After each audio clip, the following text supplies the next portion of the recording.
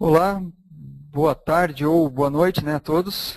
Sejam bem-vindos ao nosso treinamento online, hoje sobre geração de áreas de influência e atuação para estudos de geomarketing. Eu sou Eduardo Freitas, sou o coordenador dos cursos e pesquisas aqui no Instituto GeoEduc e agradeço a participação de todos que já estão conectados conosco.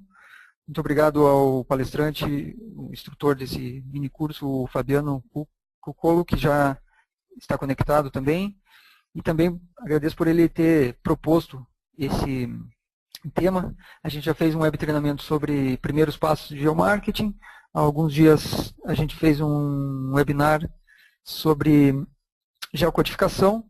E agora, dando sequência a esse conteúdo, a gente vai estar falando sobre geração de áreas de influência, que foi um tema, a gente viu muito recorrente naquele primeiro treinamento com os passos iniciais do geomarketing. A dinâmica vai ser semelhante a outros treinamentos online e webinars que a gente já realizou. Vai ser feita uma apresentação na qual vocês vão poder ver a tela e ouvir o áudio do palestrante. E logo depois vai ser feita uma sessão de perguntas e respostas. A interação de vocês conosco é através do chat, então não é preciso usar webcam ou microfone, somente um fone de ouvido ou a caixa de som do seu computador.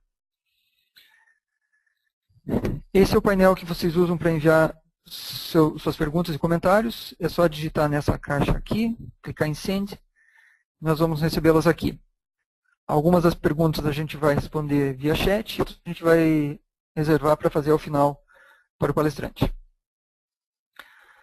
Alguns lembretes. Todos os web treinamentos a gente tem disponibilizado logo após o evento. Geralmente, um dia depois, a gente já disponibiliza os materiais, então vocês vão receber links para acessar os arquivos, tanto o PDF da apresentação como o vídeo. E também é uma tabela de perguntas e respostas. Caso a gente não consiga fazer todas as perguntas com áudio, a gente vai depois deixar registrado nessa tabela. E os certificados de participação serão enviados por e-mail na próxima semana. Como eu comentei, o tema de hoje será geração de áreas de influência e atuação, sempre pensando no uso dessas informações para o geomarketing. Então, a gente vai começar com conceitos de regionalização, exemplos de aplicação, e aqui os métodos usados para a geração dessas áreas. O palestrante será o Fabiano Cucolo. Ele é geógrafo e mestre pela Unesp de Rio Claro, com 14 anos de experiência em geotecnologias, já tendo atuado em empresas como a Sky, Itaú Unibanco e Cognates, em projetos de geomarketing e expansão e pesquisa de mercado. Como consultor em geotecnologia, ele já atuou em diversas empresas, tais como a Conestoga Rovers, Imagem, Diagonal, Sabesp, Telemídia, e como docente, ele leciona a disciplina de geomarketing na pós-graduação da ESIC e da Unitoledo. Vou passar então a palavra agora para o Fabiano e volto depois da apresentação na sessão de perguntas e respostas. Fabiano, agora é com você. Boa noite para todo mundo. Obrigado aí pela participação. Então, vamos falar um pouquinho hoje sobre métodos e um pouquinho de teoria do que seria uma delimitação de áreas de influência e para estudos de geomarketing. O Eduardo já falou um pouquinho aí sobre a minha atuação dentro de geomarketing como consultor de geotecnologias. Sobre o curso em si, o objetivo então é mostrar quais são os conceitos de regionalização, qual é o conceito teórico por trás de você criar uma região, nesse caso uma área de influência, de um estabelecimento comercial, pode ser, por exemplo, de um centro de distribuição, pode ser inclusive de um instrumento público, como um hospital ou como até um ponto de ônibus. Então são várias maneiras que eu posso chegar a uma área, e no nosso curso nós vamos focar mais em geomarketing. Nesse caso, as ferramentas utilizadas serão do ArcGIS Desktop e as extensões Spatial Analyst e Network Analyst. O conteúdo do curso, vou passar então os conceitos, do que seriam os conceitos teóricos sobre regionalização, alguns exemplos de estabelecimentos comerciais e 3 métodos. Os métodos mais simples, que eu crio áreas com distância euclidiana, sem identificar nenhum tipo de obstáculo, ou identificando isócronas de tempo, que seriam o tempo que eu levo para chegar até o ponto. E, por último, que eu posso fazer uma álgebra de mapas, ou seja, eu faço um overlayer de vários temas, várias camadas geográficas para tentar chegar na área ideal. Falando um pouquinho de conceitos, o conceito mais citado quando se fala de geomarketing, em especial em áreas de influência, eu gosto de citar sempre o Walter Kristaller. O Walter Kristaller, ele elaborou a teoria do lugar central, ou seja, traduzindo o que seria isso. Ele diz qual que é o grau de interdependência dos locais.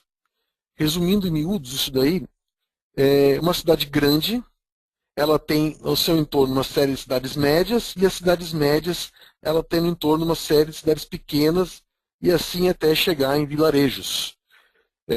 Nesse desenho que está colocado aqui, ele tenta ilustrar isso. Então você tem no centro aqui uma cidade grande, uma série de cidades menores ou médias aqui, e entre elas, cidades pequenas, vilas, etc.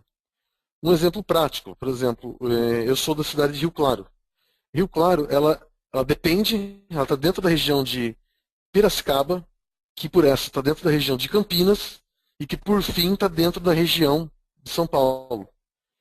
Existe inclusive no IBGE uma pesquisa que tem já essa hierarquização, dizendo qual cidade está ligada uma a outra.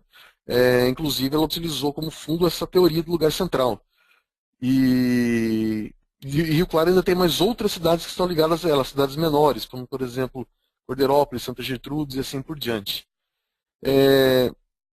Esse grau, essa ligação, ela já começa nos dando uma base de como eu definir minha área de atuação, que eu vou explicar um pouquinho mais adiante o tamanho dessa área, que ela pode ser dentro do município, pode ser no bairro, pode ser na região, no estado, assim por diante. Tá? Mas todas elas vão usar como base essa teoria. Aqui um outro conceito um pouquinho mais prático para o que a gente vai trabalhar, uma pergunta. Muitas vezes nos deparamos com as seguintes questões. Quem é meu público-alvo e até qual distância minha loja tem influência? Essas são duas questões-chave. Tá? Essas questões-chave que vão fechar a minha área de influência que eu vou definir. Esse trabalho de quem é meu público-alvo e qual é a distância é um trabalho de brainstorming que é feito com as pessoas envolvidas da empresa ou sócios que estão abrindo uma loja para definir isso daí. Por exemplo, público-alvo. Uma das coisas que eu estava conversando com o Reinaldo da Cognatos. O que é público-alvo? Aquele conceito de público-alvo, que são mulheres com até 37 anos, com escolaridade de nível superior. Essa é uma maneira um pouco simplista de definir um público-alvo. O interessante é você ter uma probabilidade de outras pessoas que consomem também o meu produto. E como que eu faço isso? Tendo clientes, a informação dos clientes. Cruzando essas duas informações, eu consigo ter um público-alvo mais elaborado. E depois eu vou mostrar lá na frente, no último método, como que eu chego nessa condição, né? De ter o público-alvo com os clientes, o que seria o público-alvo teórico, né, no caso, mas os clientes têm o público-alvo mais próximo da minha realidade. Mas, de modo geral, uma área de influência, ela se divide em três pontos, a primária, a secundária e a terciária. Na primária, normalmente estão contidos 60% dos meus clientes. E na secundária 25%, na terciária 15%.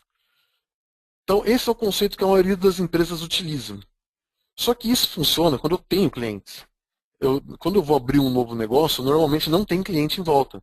Foi até uma dúvida de um aluno no primeiro webinar que era de geomarketing na prática. Se eu não tenho clientes, como que eu defino? Pois é, aqui que eu vou mostrar alguns métodos de como definir isso. Tá?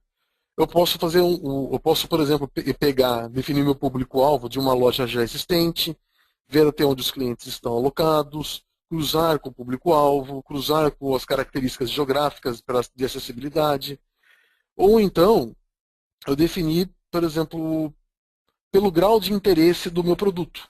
Tá? Então, o meu produto é uma coisa que a pessoa se vai se deslocar muito para consumir ou não. Então, tem uma série de perguntinhas que são feitas antes de fechar a distância real dessa área de influência.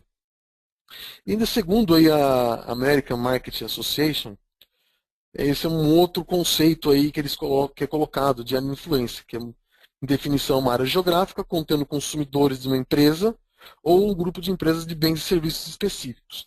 Não só consumidores que realmente estão cadastrados, mas os consumidores que eu posso atingir também. Né? Alguns exemplos de aplicação sobre áreas de influência, que é aquilo que eu tinha comentado agora. Então, as áreas de influência nunca serão iguais para todos os tipos de negócio. Dando 3 exemplos aqui discrepantes. Uma cafeteria, por exemplo, acabei de almoçar, eu vou tomar um café. Eu não vou me deslocar muito. Tomar um café é um consumo por impulso. Eu achei legal essa cafeteria, sim, tomo um café. Então, normalmente, a cafeteria tem que estar muito próxima do meu mercado consumidor. Por exemplo, vamos supor que eu quero atingir pessoas que trabalham em um determinado bairro, que saem para almoçar ali perto, ou seja, tem uma série de restaurantes ali perto, eu vou alocar minha cafeteria perto desses restaurantes. As pessoas saem do almoço e vão tomar o café ali. E eu vou definir esse raio de atuação da cafeteria de acordo com a localização dos restaurantes. Isso é um exemplo. Tá? O outro caso, que é do supermercado, no supermercado eu já consigo me deslocar mais. Assim, eu não vou ao supermercado todos os dias, eu vou uma vez por semana, 2 vezes por semana, uma vez por mês. Dependendo do que eu for comprar, se for um supermercado pequeno, me atende diariamente, então ele tem que ser perto de casa. Agora, se for um supermercado grande, de rede, por exemplo, um Carrefour, ou um Extra, um Pão de Açúcar, que tem um mix maior, tem itens que as pessoas vão comprar com uma frequência menor, eles podem estar mais distantes, ou seja, eles podem ter um raio de atuação muito maior. Tá? Mas mesmo assim eles estão dentro de uma unidade geográfica que não é tão grande. Por exemplo, ele vai atender um bairro ou um grupo de bairros. E o último e terceiro exemplo mais extremo, que é o caso de produtos exclusivos. O que são esses produtos exclusivos? Eu tenho exemplo aí de uma loja de vinhos, vinhos raros. As pessoas vão se deslocar, não importa onde esteja. Aquela loja é a única que vende um vinho específico da França, blá blá blá. Então é lá que eu vou comprar se eu sou um cara que gosta de vinho.